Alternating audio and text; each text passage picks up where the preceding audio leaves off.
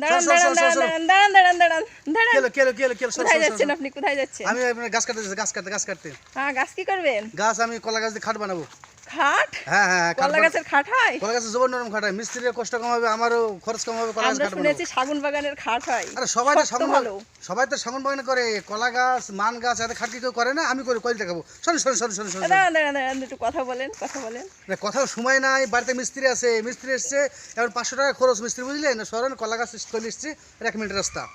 কলা গাছ ঠিক আছে, আপনি কলা গাছের খাট হবে না।